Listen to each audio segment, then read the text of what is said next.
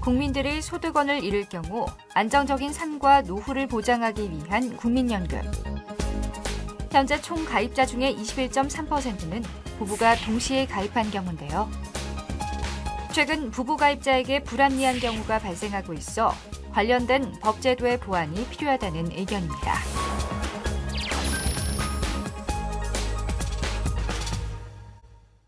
안녕하십니까. 민주통합당 서울검천구 국회의원 이목희입니다.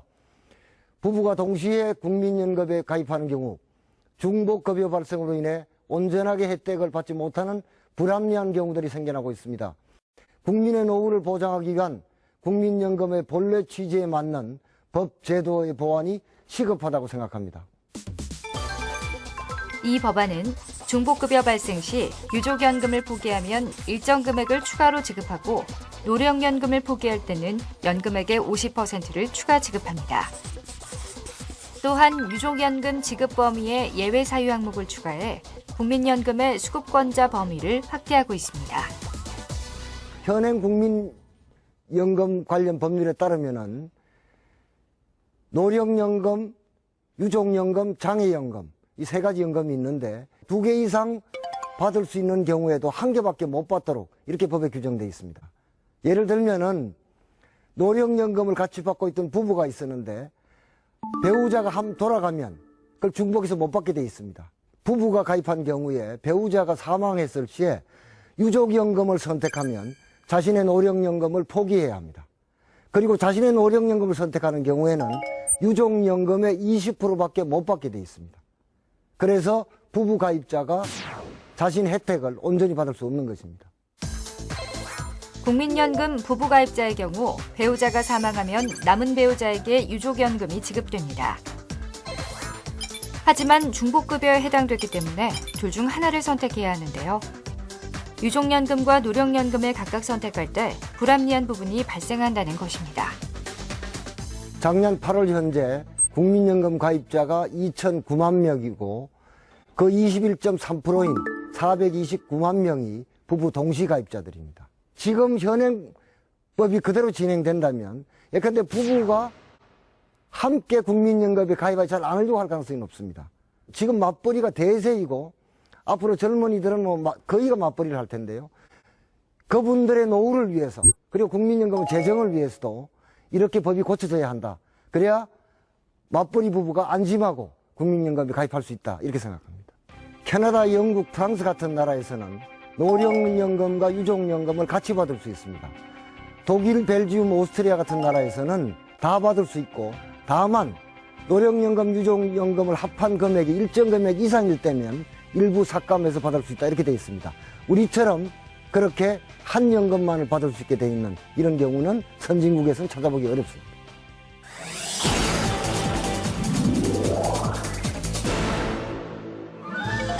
우리나라의 국민연금 가입자는 현재 2천만 명을 돌파했습니다. 이 중 부부 동시 가입자는 430여만 명에 이르는데요. 이는 현재 국민연금 총 가입자의 21.3%를 차지하는 숫자입니다. 국민연금 부부 가입자들을 불안하게 만드는 유족연금이 도마 위에 오르고 있습니다.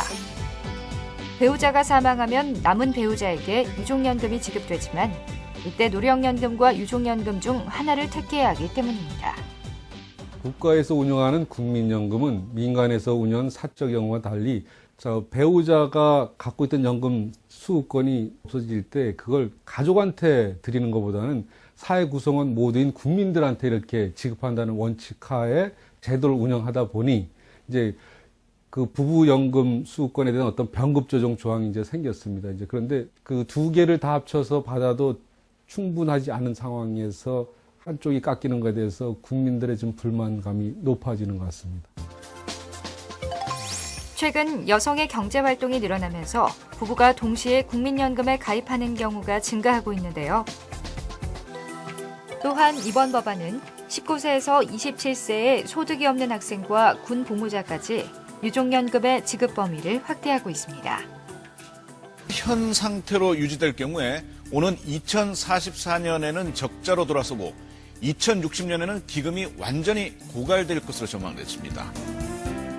때문에 실질적이고 올바른 지급을 위해서는 안정적인 재정 확보의 중요성이 더욱 요구되고 있습니다. 제가 제시하고 싶은 대안은 독일, 벨기에처럼 부부 합산 연금액이 일정액을 넘었을 경우 그 경우에만 제한하는 쪽으로 운영하는 게 노후소득 보장의 적절성 또 국민연금의 장기적인 재정 건전성 확보 차원에서 효과적인 대안이 될 수 있을 것 같습니다.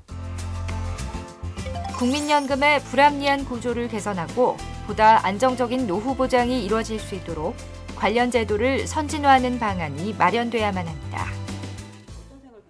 얼마 전에 보건복지위원회에서요, 국민연금의 국가보장 의무를 규정하는 법안을 상임위에서 통과시켰습니다.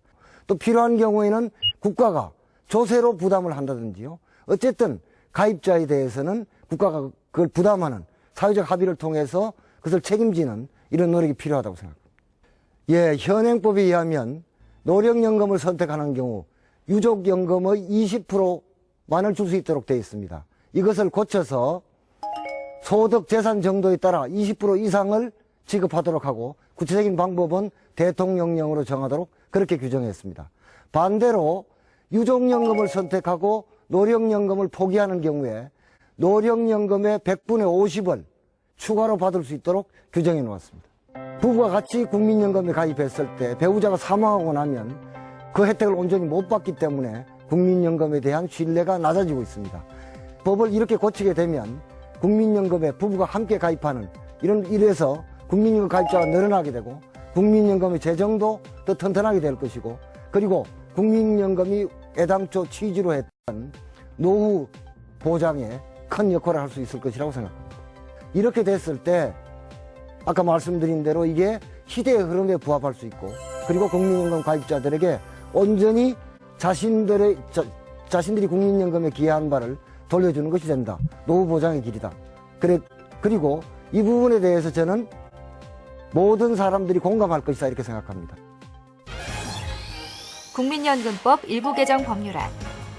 법안이 통과되면 노령연금과 유족연금 중에 한 가지를 선택해도 포기한 연금에 대해서 일정 금액 이상을 지급받을 수 있게 됩니다.